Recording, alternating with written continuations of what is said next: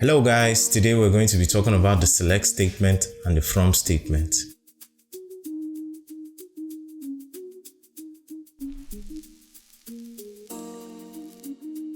Alright guys, so today we're going to be looking at the select statement, the from statement.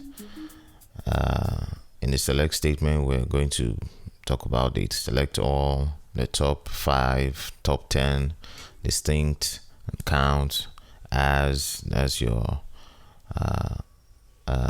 well, when we get there we'll talk about it more, talk about the max, mins, and averages. So for today, we have select everything.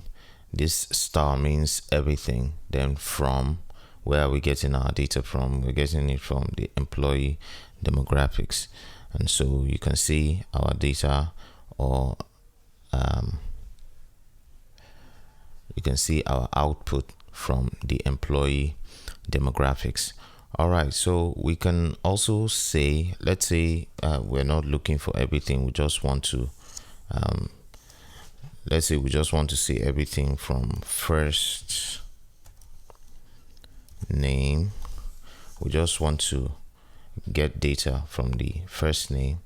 When we run this, we'll get only the names of this column, first name, only the names, all 10 names.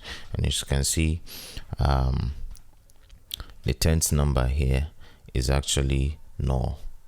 So it didn't have a first name, that's why it's null. If you remember from where we populated the 10th row, we actually left it null for future videos. We can also do last name, and we can last name, and if we run this, we should get all the values, all the rows from the last name. So these are all the names, the last name from this particular column, last name. All right, we can also do last name and first name, and if we run this, we should get last name first and then the first name second, depending on how you arrange them. The other can come before the next. You can also add, let's say, employee ID, and if we run this, as is from the select statement, they follow according to each other: last name column, first name column, and then employee ID column. So let's say we just want to get a sample size data.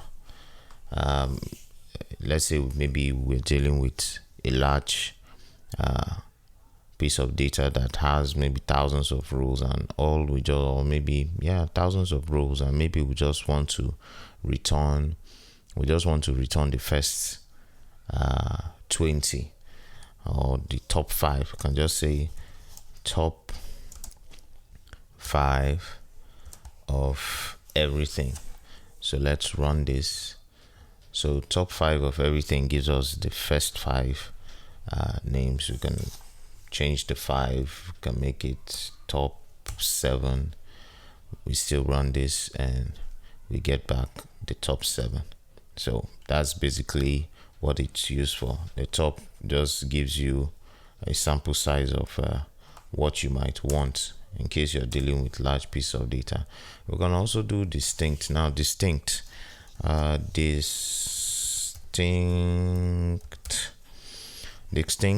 gives us, basically it gives us unique values in a particular column. So let's talk about the employee ID, close parentheses, and if we should run this, now you see that we're getting back all our unique values in employee ID. Now why are they unique? Because none of them look like each other. They are all different, so everything that is different will returned back. Anything that is similar will not be returned back. Let me give an example. Let's talk about let's say gender, the gender column. Let's run it. Now in the gender column, if you notice, all what we have are just male and female. So it's not going to bring all the male and female for each row. It's just going to bring the unique values. It's saying the distinct is basically saying the only words that I can find there is just male and female. There's nothing else. There's no misspellings. It's just name and female. Let's say, for example, maybe this male was spelled as M-A-L-A, and there are some that are M-A-L-E. Then it's going to return that third one, M-A-L-A, for us, just to show that okay, there's another word that is actually unique. So it helps in maybe trying to find some words that may not really be some unique words that are supposed to be in a column that may not be standardized or spelled correctly. So if the distinct values are run, it brings out what is unique in that particular column. We can also do this for let's say age. Let's run that of age and see what it gives us. Of course, it's not going to return all the rows, because I think this age 30 will have like 2 people that are about 30 years old. All right, so we can also talk about the count of a particular column. Let's say the count of the first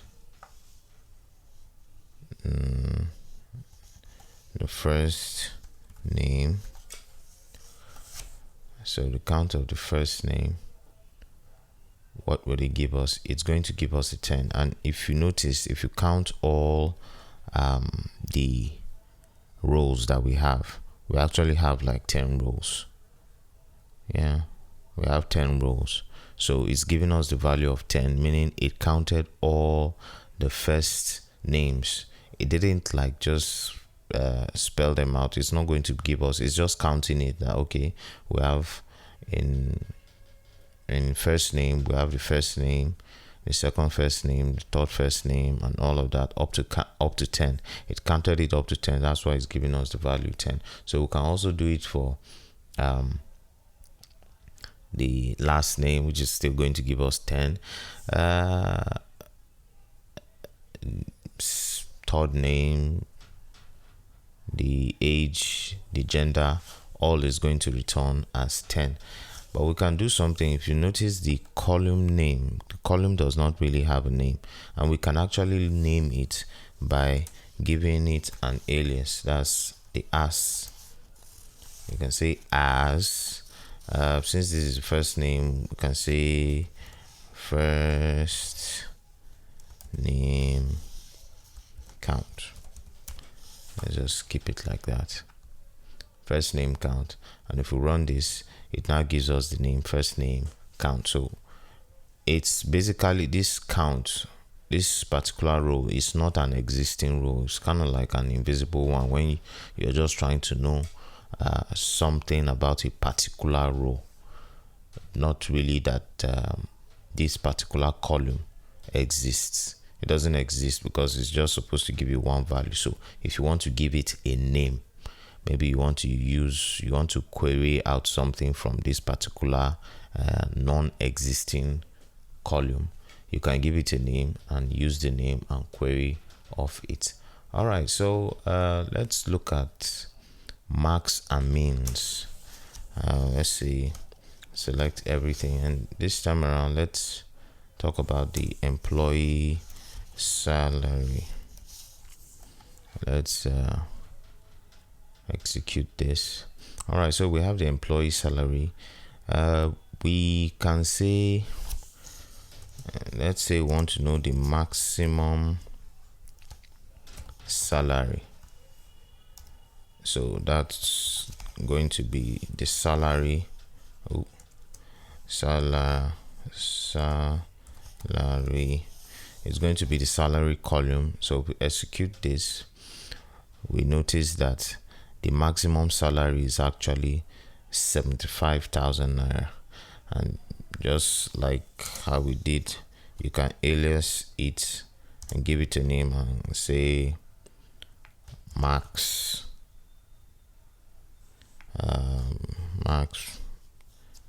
salary. You can just give it that name and it gives you this. Oh, I said mass. It's supposed to be max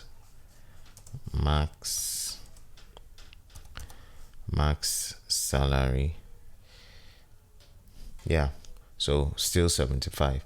And if we come back, putting that in mind, 75, if we should run this and actually go and check from our table, we'll discover that 75 is actually 75,000 naira is actually the highest amount paid, and it's for the manager.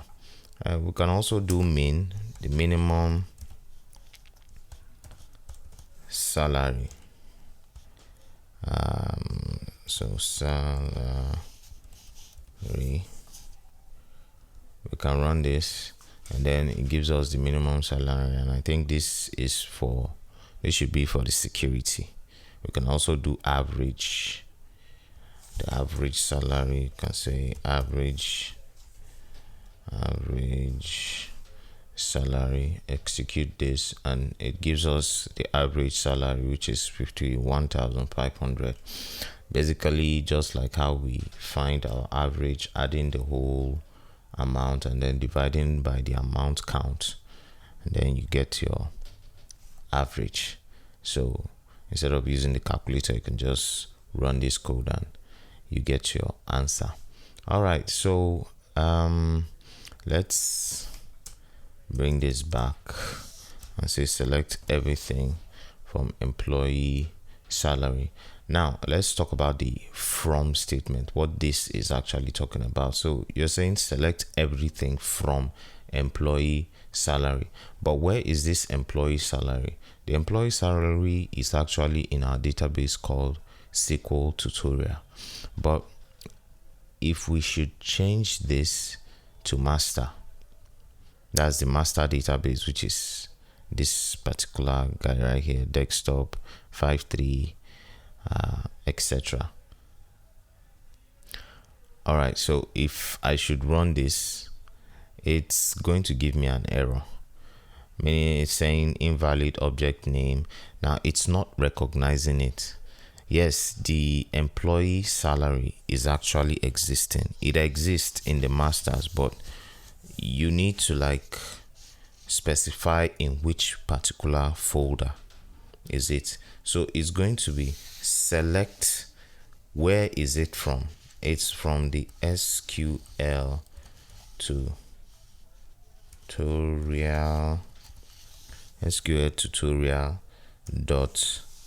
dbo.employee salary. Now this is more specific. You're saying select everything from, go to since we are hitting off the master database, from the SQL, which is SQL tutorial, which is in the master database, then search for a table that is actually a .dbo employee salary, and if we run this, it should give us everything back. So that's basically the use case for from statement. I guess that'll be all. I'm really happy to share all of this with you guys. If you like this content, please like, share, and subscribe to my channel. In our next video, we're going to be talking about the group by statement, where statement, the order by statement, and that should conclude our beginners tutorial. I'll see you on the next one. Bye.